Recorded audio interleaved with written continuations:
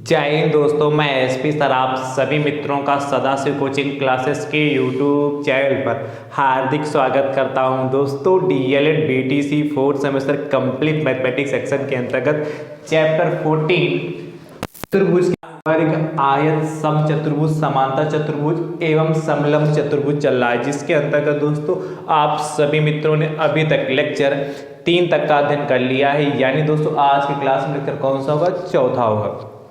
बहुत ही दोस्तों ध्यान से देखिएगा। दोस्तों अभी तक मैंने आयत क्या होता है, किसे कहते हैं और आयत से संबंधित जो जो प्रश्न आपके एग्जाम में पूछे जा सकते हैं, मैंने सभी प्रश्नों को कराने का प्रयास किया है।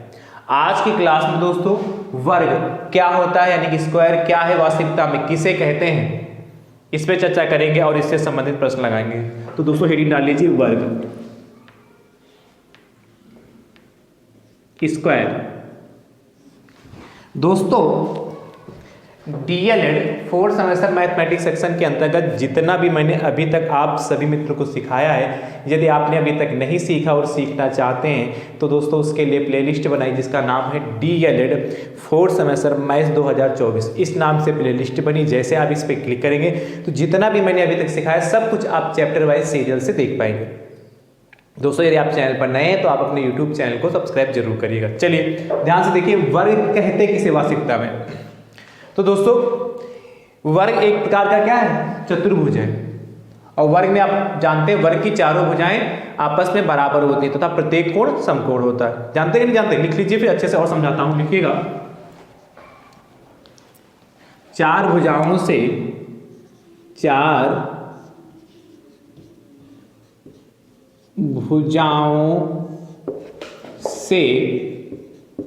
घिरी, चार भुजाओं से घिरी वह आकृति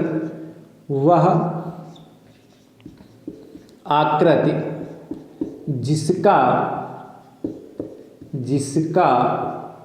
चार भुजाओं से घिरी वह आकृति जिसका चार भुजाओं से घिरी वह आकृति जिसकी चारों भुजाएं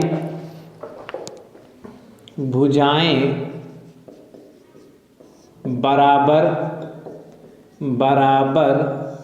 हैं तथा जिसका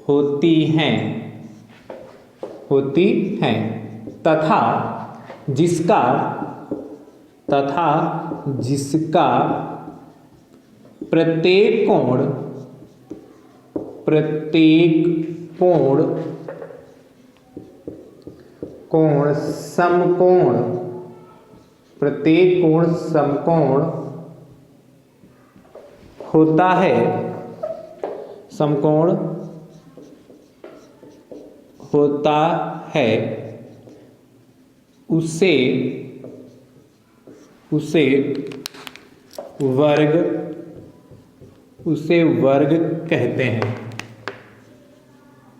उसे वर्ग कहते हैं। क्या कह रहा है? चार भुजाओं से घिरी वह आकृति जिसकी चारों भुजाएं बराबर होती तथा जिसका प्रत्येक कोण समकोण होता है। ये सारी बातें आप जानते हैं, फिर भी एक बार देख लीजिए अच्छे से। देखिए फिगर के माध्यम से समझिएगा।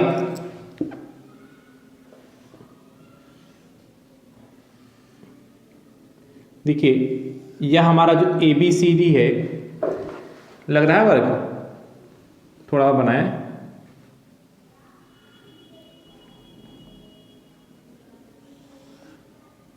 ठीक है, अब सही है। ABCD और D कह रहा है चार भुजाओं से घिरी वह आकृति, मतलब ABCD। देखिए बंद आकृति, इसके अंदर कहीं जाने का रास्ता तो है नहीं। चार भुजाओं से घिरी वह आकृति जिसकी चारों भुजाएं बराबर होती हैं। कहने का मतलब जो AB यदि 5 सेंटीमीटर है तो BC भी 5 सेंटीमीटर होगी, CD भी 5 सेंटीमीटर होगी और DA भी 5 सेंटीमीटर होगी। चारों भुजाएं आपस में बराबर होती तथा जिसका प्रत्येक कोण क्या होता है? जिसका प्रत्येक कोण समकोण होता है।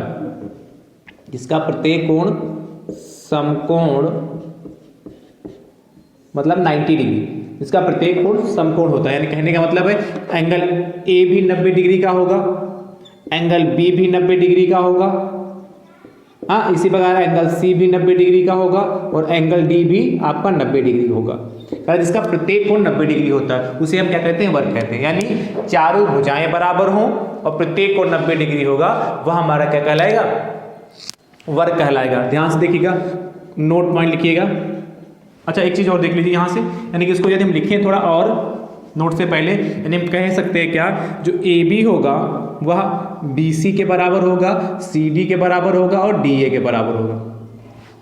क्लियर हुआ? और एंगल ए बराबर एंगल बी बराबर एंगल सी बराबर एंगल डी बराबर 90 डिग्री। अच्छा एंगल जो ए लिखा है, देखिए एंगल ए का लिखने का तरीका एक और है, जैसे एंगल टे इसको ऐसे भी लिख सकते हैं, ए को डी ए बी मतलब डी ए बी, इसका मतलब क्या है, डी ए भुजा और ए बी भुजा के बीच में कोण ए है, मतलब डी ए और ए बी से बना कोण। तो डी भुजा डी ए और ए बी, तो भुजा डी ए और ए बी से बना कोण क्या है, डी ए बी। इसलिए देखिए डी और बी से कोई मतलब नहीं, सिर्फ सपोर्ट के लिए आते हैं। ये माना जाएगा कि जो बीच में लिखा होगा उस एंगल से मतलब है, यानी कि इसमें बात होगी एंगल ए की। इसी को यदि हम घुमा के ऐसे भी लिख सकते हैं बी ए डी, मतलब जो सपोर्ट में लिखे उनके क्रम बदल जाए इससे कोई इफेक्ट नहीं पड़ेगा, पर जो बीच में होगा वही एंगल माना जाएगा। इसी प्रकार इसको भी बी को भी लिख सकते हैं, A angle A B C या एंगल सी बी ए, ये एंगल बी होगा। एंगल सी को लिखना तो खाली एंगल सी लिख लें, या एंगल बी सी डी या डी सी बी, इस तरीके से लिख सकते हैं। और जो एंगल डी है इसको क्या लिख सकते हैं, एंगल ए डी सी या एंगल डी या एंगल सी डी ए, इस तरीके से हम लिख सकते हैं। क्लियर हुई बात कि नहीं क्लियर हुई? चलिए अब लिखिएगा नोट पॉइंट। नोट ध्यान से भैया देखिएगा, हम बात करते हैं इसके विकर्ण की। विकर्ण यानी कि यदि हम इसको हटा दें, एंगल हटा दें यहां से, तो जब देखिएगा विकर्ण मतलब कैसे पता चलेगा, ए को हम सी से मिला दें तो विकर्ण ए सी हो जाएगा, दूसरा विकर्ण बी डी हो जाएगा। तो कहने का मतलब है, ये बिंदु ई मान ले, जो वर्ग के विकर्ण होते हैं, वर्ग के विकर्णों की लंबाइयाँ समान होती हैं, समान होती हैं। देखिए वर्ग के विकर्णों की लंबाइयाँ कैसे तो समान होती है, इसी प्रकार आयत के भी विकर्णों की लंबाइयाँ समान होती है। जब मैंने आयत सिखाया था उसमें भी बताया था, यानी कि जो भुजा AC होगी, मतलब भुजा मतलब क्या, विकर्ण AC जो होगा विकर्ण BD के बराबर होगा। कहने का मतलब यदि AC 7 सेंटीमीटर है तो BD भी आपका 7 सेंटीमीटर होगा। क्लियर होगा? दूसरा पॉइंट देखिएगा, वर्ग के विकर्ण, देखिए मैं समझाता हूँ इसको भी, वर्ग के विकर्ण एक दूसरे को समकोण पर, वर्ग के विकर्ण एक दूसरे को समकोण पर काटते हैं या प्रतिच्छेदित करते हैं। वर्ग के विकर्ण एक दूसरे को समकोण पर प्रतिच्छेदित करते हैं,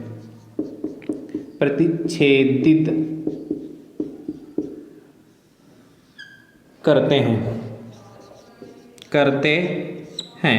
क्या वर्ग के विकर्ण एक दूसरे को समकोण पर प्रतिच्छेदित करते हैं, इसका मतलब क्या है, प्रतिच्छेदित करने का मतलब है वर्ग के विकर्ण एक दूसरे को समकोण पर प्रतिच्छेदित करते हैं। तो समकोण मतलब क्या, यानी कि एंगल AED जो ये आपका 90 डिग्री होगा, ये कहने का मतलब है। ठीक है, नोट करिए फटाफट। वर्ग के विकर्ण एक दूसरे को समकोण पर प्रतिच्छेदित नहीं, समद्विभाजित करिए। प्रतिच्छेदित मतलब काटते हैं, समद्विभाजित मतलब वर्ग के विकर्ण एक दूसरे को समद्विभाजित करते हैं। द्विभाजित, इसका मतलब क्या होता है, वर्ग के विकर्ण एक दूसरे को समकोण पर समद्विभाजित करते हैं। इसका मतलब है क्या है कि AC और BD विकर्ण है, यानी कि सम माने समान, द्वि माने दो, भाजित बांटना, दो भागों में बांटते हैं, समान दो भागों में बांटते हैं। यानी कि जो AC है, यदि ये पूरा 6 सेंटीमीटर AC है तो AE 3 सेंटीमीटर होगा और क्या CE भी 3 सेंटीमीटर होगा। अच्छा आप जानते हैं वर्ग के विकर्ण आपस में बराबर होंगे, यानी कि AC 6 है तो BD भी 6 होगा, BD भी 6 होगा, तो BE कितना हो जाएगा, 3 हो जाएगा, और D कितना हो जाएगा आपका, 3 हो जाएगा। यानी कहने का मतलब क्या होगा, AE बराबर CE बराबर BE बराबर D। वर्ग के विकर्ण एक दूसरे को समकोण पर काटते हैं, यानी कि जो AED ये 90 डिग्री होगा, AEB ये भी 90 डिग्री होगा, BEC ये भी 90 डिग्री होगा और CED ये भी आपका 90 डिग्री होगा। ये कहने का मतलब, जबकि आयत में क्या, आयत के विकर्ण एक दूसरे को समद्विभाजित तो करते हैं पर समकोण पर नहीं काटते हैं। जब मैंने आयत आपको सिखाया था, बताया था कि आयत के विकर्ण एक दूसरे को समद्विभाजित तो करते हैं पर समकोण पर नहीं काटते, पर यहाँ समद्विभाजित भी करते हैं और समकोण पर भी काटते हैं। क्लियर हो गया। अंतिम पॉइंट तीसरा, वर्ग के चारों कोणों, वर्ग के चारों कोणों का योगफल सभी जानते हैं, पर ध्यान से देखिएगा एक खास बात, योगफल 360 डिग्री। भाई 90 90 90 90 360, और इसी को हम लिख सकते हैं चार समकोण। ये ऑब्जेक्टिव में आपसे पूछ सकता है। एक समकोण का मतलब 90 और चार समकोण का मतलब कितना, 360। इसलिए वर्ग के चारों कोणों का योगफल 360 चार समकोण होता है। ये इतना हो गया वर्ग से संबंधित मैटर। इसको नोट कर लीजिए अच्छे से, फिर हम सूत्र लिखाते हैं।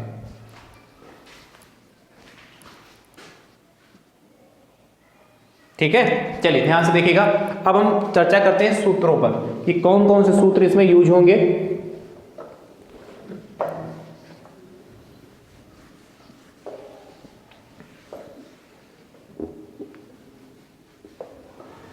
ध्यान से देखिएगा।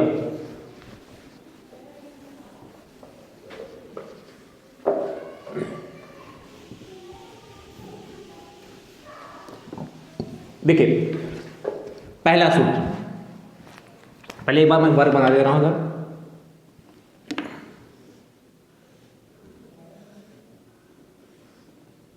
ये A B C और D एक वर्ग हो गया।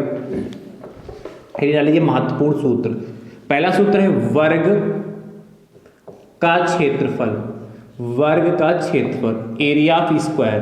भैया आप जानते हैं आयत, इसीलिए मैंने पहले पढ़ाया था, आयत का क्षेत्रफल क्या होता है, लंबाई गुणे चौड़ाई। आप जानते हैं लंबाई गुणे चौड़ाई होता है। और आप जानते हैं क्या है, वर्ग की चारों भुजाएं बराबर, यानी कि लंबाई भी यदि यहाँ A माने तो ये भी A होगा, ये भी A होगा, ये भी होगा, तो सारा A ही होगा क्योंकि समान है, सारी भुजाएं बराबर है। इसलिए L भी A होगा और B भी A होगा, तो यानी कि A इंटू A कितना, A स्क्वायर हो जाएगा। यानी कि वर्ग का जो क्षेत्रफल होगा भुजा स्क्वायर। A का मतलब क्या, मैंने A साइड मानी तो ये हो जाएगा भुजा मतलब A स्क्वायर। यदि भुजा हमने A मान ली, A भी A मान लिया तो A स्क्वायर लिख लेंगे। ठीक है, दूसरा देखिएगा, दूसरा भैया ध्यान से, वर्ग का परिमाप। देखिए आपने जब आयत का परिमाप भैया पढ़ा था तो आप जानते हैं आयत के परिमाप में आपने क्या पढ़ा था, 2 ब्रैकेट में L प्लस बी, ये आयत का परिमाप होता है। किसका परिमाप लिख लीजिएगा, आयत का परिमाप 2 ब्रैकेट में L प्लस बी। तो लंबाई भी A चौड़ाई भी A, भाई सब कुछ बराबर ही है, तो लंबाई चौड़ाई का मतलब क्या है यहाँ पर, 2 into A plus A 2A, यानी कितना 4A। यानी कि A क्या है यहाँ पर, भुजा की लंबाई, यानी कितना हो जाएगा 4 गुणे भुजा। और यदि हम भुजा A मान लें तो कितना 4A हो जाएगा। और एक देखिएगा तीसरा, वर्ग का विकर्ण। तो वर्ग का विकर्ण आप जानते हैं, वर्ग के विकर्ण की लंबाई आपस में बराबर होती है, यानी कि ये AC और क्या BD हमारा विकर्ण होगा। तो वर्ग का विकर्ण कैसे निकालते हैं, आपने देखा था जो आयत का विकर्ण L square plus B square होता है, ये किसका विकर्ण होता है, आयत का। और यहाँ पर LB बराबर है, यानी कि A square plus A square, यानी कितना हो गया 2A स्क्वायर। यानी कि यहाँ से 2 तो रूट में ही रहेगा, A स्क्वायर से A बाहर आ जाएगा, √2 इंटू A, यानी हम कह सकते हैं √2 इंटू भुजा, √2 इंटू भुजा, यानी कि कह सकते हैं √2A। ये 3 फार्मूले हैं, इनको नोट कर लीजिए आप, फिर हम प्रश्नों पर चर्चा करते हैं। क्या करें इसको, चलिए नोट करिए। चित्र मैंने रख कर दिया, चित्र बना ही लिया होगा ना आपने। ध्यान से देखिएगा, पहला प्रश्न,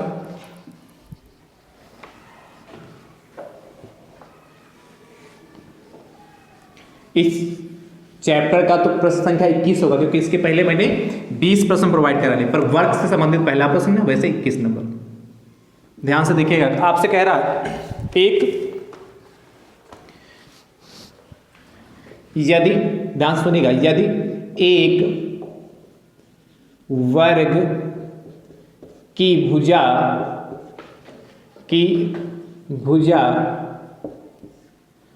20 सेंटीमीटर है, कितना, 20 सेंटीमीटर है, 20 सेंटीमीटर है, तो वर्ग का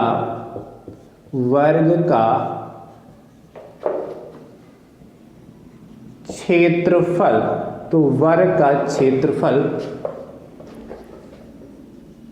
ज्ञात कीजिए, वर्ग का क्षेत्रफल ज्ञात कीजिए। ध्यान से समझिए, कितना आसान प्रश्न है, तो कर लेंगे कि नहीं। क्या दिया है, दिया है भैया, आपसे क्या कह रहा है, एक वर्ग की भुजा, तो लिखना वर्ग की भुजा, तो वर्ग की भुजा को यदि हम ए मान लें, कितना मान लें, ए बराबर कितना होगा, 20 सेंटीमीटर। तो ध्यान से देखिएगा, आपसे पूछा क्या वर्ग का क्षेत्रफल, लिखिएगा वर्ग का क्षेत्रफल इक्वल टू क्वेश्चन मार्क, वर्ग का क्षेत्रफल इक्वल टू क्वेश्चन मार्क, तो क्या हो जाएगा, वर्ग का क्षेत्रफल क्या होता है भैया, भुजा, कितना, भुजा स्क्वायर, यानी कि भुजा यदि आपने ए मान ली तो कितना, ए स्क्वायर, यानी कहने का मतलब क्या है, 20 का स्क्वायर, 20 का स्क्वायर, यानी कितना हो जाएगा, 400 सेंटीमीटर स्क्वायर, या वर्ग सेंटीमीटर भी ले सकते हैं। तो अतः वर्ग का क्षेत्रफल बराबर, अतः वर्ग का क्षेत्रफल बराबर 400 सेंटीमीटर स्क्वायर। इस तरीके से इस टाइप के प्रश्न को लिखते हैं। अगला 21 के बाद 22 नंबर, यदि एक वर्ग की भुजा 5.6 सेंटीमीटर है तो वर्ग का क्षेत्रफल ज्ञात कीजिए। जैसे किया वैसे करिएगा, और इसका उत्तर दोस्तों आप कमेंट बॉक्स में जरूर दीजिएगा, ठीक है। अगला, एक वर्ग की भुजा कह रहा है 5√2 सेंटीमीटर है, तो वर्ग का विकर्ण ज्ञात कीजिए। तो वर्ग का विकर्ण ज्ञात कीजिए, और अभी मैंने विकर्ण का फार्मूला बताया। तो क्या दिया है, एक वर्ग की इस बार जो भुजा दे रखी है आपको कितनी, 5√2 सेंटीमीटर, तो 5√2 सेंटीमीटर। आप जानते हैं वर्ग के विकर्ण का फार्मूला क्या होता है, सौरभ करें, लिखना वर्ग का विकर्ण इक्वल टू क्वेश्चन मार्क, और वर्ग का जो विकर्ण का फार्मूला भैया होता है, विकर्ण वाला कितना, √2 इंटू भुजा, ये तो होता किसकी भुजा, वर्ग की भुजा, तो √2 इंटू भुजा, और वर्ग की भुजा आपने क्या मानी, ए, तो √2 इंटू ए भी लिख सकते हैं, या डायरेक्ट यहाँ पर ए की वैल्यू भी पुट कर सकते हैं। √2 इंटू ए की वैल्यू कितनी, 5√2। ध्यान से देखिएगा, 5 और √2 के मल्टीप्लाई √2 से करोगे तो 2 ही आएगा। आप कहेंगे सर ये कैसे, भैया आप ध्यान सुनिए, ये √2 इंटू √2 तो 2 ही आता है, √x इंटू √x कितना, x ही आता है। मतलब कहने का मतलब क्या है, यदि स्क्वायर रूट लगा होगा और सेम डिजिट लिखी होगी तो बाहर क्या, वही आ जाएगा, ठीक है। ये कई क्लासों में मैंने चर्चा की, यदि हमारे साथ शुरुआत से जुड़ेंगे तो आप जानते भी होंगे। तो 5 दूना 10 कितना हो जाएगा, सेंटीमीटर। इसमें वर्ग सेंटीमीटर नहीं आएगा, एरिया था इसलिए सेंटीमीटर आया था, वर्ग सेंटीमीटर वहाँ पर। ये हमारा फाइनल आंसर, वर्ग का क्षेत्रफल ये आगे बढ़िया ब्रैकेट में बंद कर लीजिए। अगला 22 के बाद 23 नंबर देखिएगा, 23 कह रहा, यदि एक वर्ग की भुजा 7√2 सेंटीमीटर है तो वर्ग का विकर्ण ज्ञात कीजिए। 23 के बाद 24 कह रहा, यदि एक वर्ग की भुजा 9 सेंटीमीटर है तो वर्ग का विकर्ण ज्ञात कीजिए। तो कितना, √2 इंटू भुजा होता है, तो √2 इंटू 9, तो 9√2 आंसर आ जाएगा, 9√2। और चाहो तो √2 की वैल्यू रख के कितनी होती है, 1.41, इसकी मल्टीप्लाई 9 से कर देना तब भी आंसर आ जाएगा। बात समझ पाए कि नहीं भाई, वर्ग का विकर्ण √2 इंटू भुजा होता है, भुजा आपकी 9 है तो कितना, 9√2 आएगा, √2 की वैल्यू 1.41 होती है। तो आप चाहो तो √2 की वैल्यू रख के 1.41 मल्टीप्लाई करके तब आंसर बताना, या खाली √2 लिख देना उसके पड़ोस में, ठीक। अगला 24 के बाद 25 नंबर, ध्यान से देखिएगा, 24 के बाद क्या, 25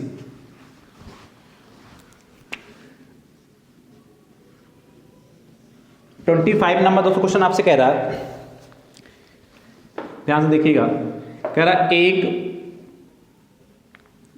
एक वर्गाकार खेत का परिमाप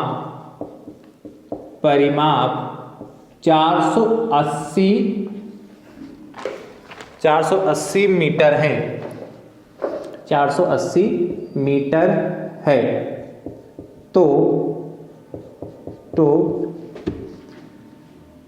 तो भुजा ज्ञात कीजिए, तो भुजा ज्ञात कीजिए। तो भैया आपसे कह रहा है भुजा ज्ञात कीजिए,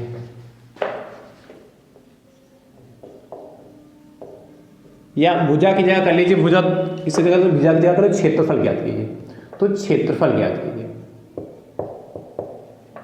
ठीक है, तो क्षेत्रफल ज्ञात कीजिए। देखिए कैसे करेंगे, इसको रब करें। भैया आप सभी जानते हैं क्या कि क्षेत्रफल ज्ञात करने के लिए, वर्ग का क्षेत्रफल ज्ञात करने के लिए आपको भुजा पता होनी चाहिए, और यहां भुजा ना देकर वर्ग का आपको परिमाप दे रखा है। तो ध्यान से देखिएगा भैया क्या दिया है, देखिएगा दिया है वर्गाकार खेत का परिमाप, वर्गाकार खेत का परिमाप 480 मीटर। ठीक भैया, आपसे क्या कह रहा है, क्षेत्रफल। तो किसका पूछा, वर्गाकार खेत का क्षेत्रफल लिखना, वर्गाकार खेत का क्षेत्रफल इक्वल टू क्वेश्चन मार्क। आप जानते हैं वर्गाकार खेत यानी कि वर्ग का परिमाप क्या था, 4 इंटू भुजा, 4 इंटू भुजा। आप लिखिएगा 4 इंटू भुजा, 4 इंटू भुजा यानी कहने का था कि किसके बराबर होगा, 480 के। यानी कि भैया यहाँ से यदि हम भुजा निकाल लें तो कितना हो जाएगा, 480/4, क्योंकि जो गुणे में होता है वो बटे में जाता है। काट लीजिए, 4 एकम 4, 4 एकम 4, 4 दूनी 8, 0। भुजा कितनी आई, 120 मीटर। पर आपसे पूछा क्या है, क्षेत्रफल। तो लिखना वर्गाकार खेत का क्षेत्रफल कितना हो जाएगा, 4 क्षेत्रफल, 4 इंटू क्षेत्रफल है ना, तो भुजा स्क्वायर, भुजा स्क्वायर। और भुजा कितनी आपकी 120 है, यानी कितना 120 का स्क्वायर, और 12 का स्क्वायर 144, और 2 जीरो लग जाएंगे। ठीक है, ये हमारा कितना वर्ग मीटर या मीटर स्क्वायर। तो नीचे लिख लीजिएगा भैया, यहाँ पर फाइनल आंसर मैं बोले दे रहा हूँ। अतः वर्गाकार खेत का क्षेत्रफल कितना आया, 14400, 14400। चलिए नोट करिए इसको फटाफट, बढ़िया प्रश्न है और आसान है, नोट करते रहिए फटाफट। अगला 25 के बाद 26 दोस्तों आपसे कहता है एक वर्गाकार खेत का परिमाप 640 मीटर है, तो उसका क्षेत्रफल ज्ञात कीजिए। क्लियर हो गया, चलिए इसको नोट करिए फटाफट भैया, नोट करिए इसको, फिर अगले प्रश्न की ओर चलते हैं।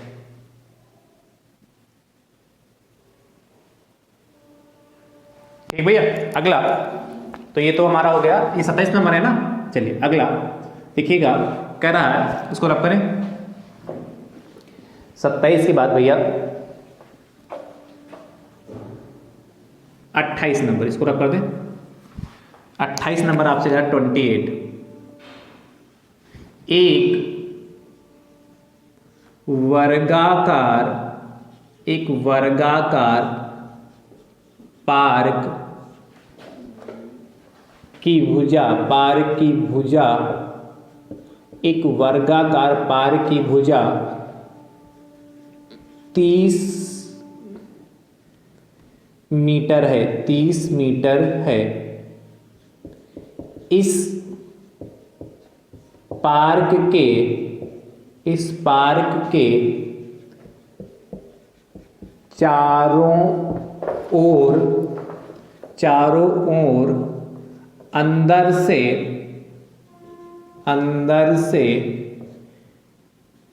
5 मीटर चौड़ा रास्ता बनाया गया है, बनाया गया है।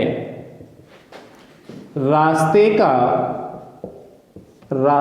का क्षेत्रफल, रास्ते का क्षेत्रफल ज्ञात कीजिए। रास्ते का क्षेत्रफल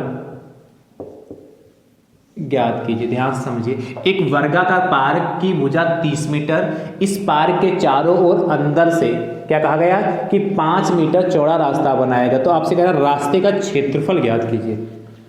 भैया पहले आप वर्गाकार एक पार्क बनाइए, देखिएगा बहुत ध्यान से, और चित्र के माध्यम से ही आप अच्छे समझ पाएंगे।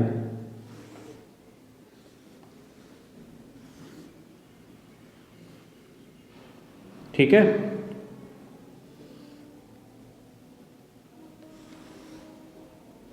दगड़ा वर्गाकार पार्क।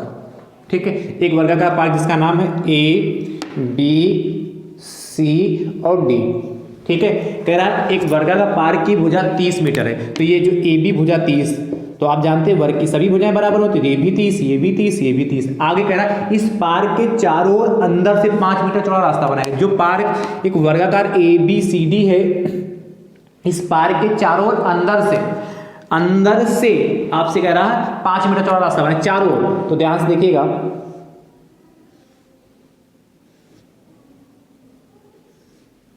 बहुत ध्यान से। ठीक, इस पार्क के चारों ओर अंदर से मैंने रास्ता बना जिसका नाम है, एक वर्ग बना पी क्यू आर एस, चारों तरफ कह रहा 5 मीटर चौड़ा रास्ता, यानी कहने का मतलब ये आपका 5 मीटर हो गया। ध्यान सुनते रहिएगा, ये 5 मीटर हो गया, इधर भी 5 मीटर आपका बना है, और इधर भी 5 मीटर बना है। चारों तरफ कहा था ना, और नीचे भी 5 मीटर है, तो चारों तरफ आपका 5 मीटर रास्ता है चारों तरफ। अब भैया ध्यान से समझिएगा, इधर भी 5 मीटर, इधर भी 5 मीटर, यहाँ भी 5 मीटर, यहाँ भी 5 मीटर। तो आपसे कह रहा रास्ते का क्षेत्र। अब रास्ता क्या, रास्ता तो यही बनेगा जिसको मैं ये डिजाइन बना रहा हूँ। ध्यान से समझिएगा, ये जो डिजाइन बन रही है यही तो रास्ता आपका बनेगा, बना के नहीं बना, ये रास्ता आपका बना जाएगा। यानी कि इस रास्ते का ये क्षेत्रफल आपको ज्ञात करना। तो कैसे ज्ञात करेंगे, वर्ग ए बी सी डी का क्षेत्रफल निकाल लें और वर्ग पी क्यू आर एस का क्षेत्रफल निकाल लें। बड़ा वाला जो वर्ग आपको ए बी सी डी दिख रहा है, इसमें से छोटे वाले वर्ग पी क्यू आर एस का क्षेत्रफल इतना एरिया घटा देंगे तो बचेगा रास्ते का ही क्षेत्रफल बचेगा। बात समझ पाए नहीं समझ पा रहे हो? तो यानी इसके लिए आपको इसकी भुजा पता होनी चाहिए। तो इसकी भुजा कैसे निकालेंगे, ध्यान सुनिएगा। ये टोटल 30 मीटर है, ये टोटल कहां से कहां तक, ये यहां से लगाकर यहां तक आपके 30 मीटर है। तो देखिए ये 30 है, इधर 5 मीटर चौड़ा रास्ता इधर बना, 5 मीटर इधर बना, तो टोटल रास्ता कितना हो गया दोनों साइड में, इधर इधर 10 मीटर हो गया, और इधर कितना 30 मीटर है। तो 10 मीटर कम पड़ेगा कि नहीं पड़ेगा, तो ये कितना हो जाएगा हमारा अंदर का 20 मीटर। बस इतना समझना है। जब भी आपसे कहेगा अंदर रास्ता बनाया गया है, तो अंदर जो भी यदि वर्ग होगा तो वर्ग की क्या होगी, भुजा कम पड़ जाएगी, और यदि आयत होगा तो उसकी लंबाई चौड़ाई भी कम पड़ जाएगी। तो यहां पर क्या कर रहा है, जब अंदर कहेगा तो जो भुजा देगा उससे कम ही होगी। ठीक है, ये ध्यान रखिएगा। तो ध्यान से देखिएगा क्या लिखोगे, रास्ते का क्षेत्रफल, बहुत ध्यान से, रास्ते का क्षेत्रफल बराबर वर्ग कौन सा, ए बी सी डी का क्षेत्रफल माइनस वर्ग पी क्यू आर एस का क्षेत्रफल। और भैया आप जानते हैं वर्ग का क्षेत्रफल भुजा स्क्वायर, तो वर्ग ए बी सी डी की भुजा कितनी है 30, तो ये 30 का स्क्वायर हो जाएगा, और माइनस वर्ग पी क्यू आर एस की भुजा कितना 20, तो 20 का स्क्वायर हो गया। कितना होगा, 30 का स्क्वायर 900 हो गया, और 20 का स्क्वायर कितना 400 हो गया, यानी कितना आ गया 500 बचेगा। 900 में से 400 जाएगा तो 500 कितना रास्ते से, तो वर्ग मीटर। जितना बड़ा पार्क नहीं उतना बड़ा तो रास्ता बन गया वर्ग मीटर। तो रास्ते का क्षेत्रफल हमारा ये आ गया, रास्ते का क्षेत्रफल नीचे लिख लीजिएगा, अतः रास्ते का क्षेत्रफल बराबर इतना वर्ग मीटर, ब्रैकेट में बंद कर लीजिए। आगे देखिएगा 28 के बाद 29 कहता है एक वर्गाकार पार की भुजा 32 मीटर, इस पार के चारों ओर अंदर से 2.5 मीटर चौड़ा रास्ता बनाएगा। तो रास्ते का क्षेत्रफल ज्ञात कीजिए। जैसे किया है वैसे करिएगा और इसका उत्तर दोस्तों कमेंट बॉक्स में जरूर दीजिएगा। बात समझ पाएंगे, समझ पा रहे हैं? 2.5 यानी इधर भी 2.5 इधर भी 2.5 यानी इस बार कितना 5 मीटर कम होगा। अगला 29 के बाद 30 नंबर देखिएगा। एक वर्गाकार पार की भुजा, ध्यान सुनिएगा, एक वर्गाकार पार की भुजा 30 मीटर, इस पार के चारों ओर बाहर से, ध्यान सुनिए, इस पार के चारों ओर बाहर से 2.5 मीटर चौड़ा रास्ता बनाएगा। तो रास्ते का क्षेत्रफल। अब ध्यान सुनिए, इस बार एक वर्गाकार पार की भुजा 30 मीटर है। ध्यान सुनिए, इस बार जो एक वर्गाकार पार्क है उसकी भुजा 30 मीटर है, उसकी भुजा क्या दे रखी 30 मीटर है। समझ रहे नहीं? तो ये जो भुजा आपको दे रखी है इस बार क्या अंदर वाला एक वर्गाकार 30 मीटर दे रखी, ध्यान सुनते रहिएगा। और कह रहा इस पार्क के चारों बार, जो पार्क हमारा PQRS है, ध्यान सुनिए, जो पार्क हमारा PQRS है इसकी भुजा 30 मीटर दे रखी है। और कह रहा इस पार्क के बाहर, मतलब जो PQRS है इस पार्क के बाहर 2.5 मीटर चौड़ा रास्ता बनाया जाता है। यानी कि ये 2.5 हो जाएगा और यहां पर भी आपका कितना हो जाएगा 2.5 मीटर। ठीक है, इधर भी 2.5 मीटर और इधर भी आपका कितना हो जाएगा 2.5 मीटर। ध्यान सुनते रहिएगा। तो ये अब ध्यान सुनिए, अब देखिए 2.5 मीटर इधर है, 2.5 मीटर इधर है, तो इधर कितना हो जाएगा 30 से 5 35 हो जाएगा कि नहीं हो जाएगा? ये बाहर की भुजा 35 हो जाएगी कि नहीं भाई? 2.5 मीटर इधर बढ़ा, 2.5 मीटर इधर बढ़ा, तो 35 हो जाएगा कि नहीं हो जाएगा? आपसे कहा रास्ते का क्षेत्रफल, वही रास्ता फिर से बना जाके, यानी कि बड़ा जो वर्ग बड़ा वाला है ABCD का, देखिए जब अंदर कहेगा तो मैंने बता दिया, जब बाहर कहेगा तो बाहर जो भुजा दे रखी उससे बढ़ जाएगी, बाहर कहेगा, और जब अंदर कहेगा जो भुजा दे रखी उससे कम हो जाएगी। तो यहाँ पर कितना हो जाएगा वर्ग ABCD का क्षेत्रफल माइनस वर्ग PQRS का क्षेत्रफल। तो ABCD की भुजा कितनी है 35 का स्क्वायर और माइनस इसकी भुजा कितनी 30 का स्क्वायर। 35 का स्क्वायर यानी कि मल्टीप्लाई कर लें तो कितना होगा 5 25 से लाए कितना 2 5 3 15 2 17 3 5 15 होगा 3 3 9 10 हो गया। तो 5 7 5 12 और 2 और 1 12 25 हुआ ना। ठीक है, तो कितना हो जाएगा यहाँ पर 12 25 और माइनस 30 का, तो 3 3 9 900 हो गया। ये समझ पाएगा? नहीं समझ पाएगा? मल्टीप्लाई मैंने की है, चलिए नोट करिए इतना। अच्छा 1225 में से 900 घटाएंगे कितना बचेगा 225, तो 225 वर्ग मीटर हमारा आंसर आ गया। चलिए नोट करिए, फटाफट नोट करिए।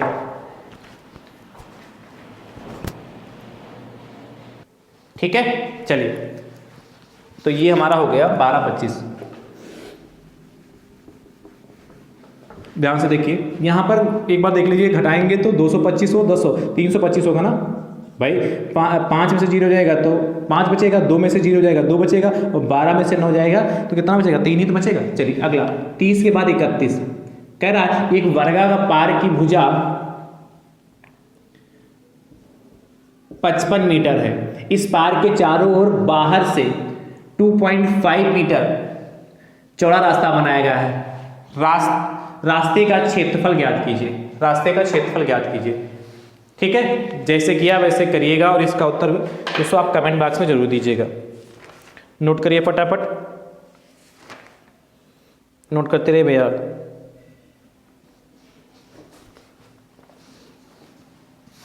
ठीक है, चलिए तो भैया आज की क्लास आप सभी तो कैसी लगी कमेंट बॉक्स में दोस्तों जरूर बताइएगा। वीडियो को अपनी अपनी हिस्से से जरूर शेयर करिएगा।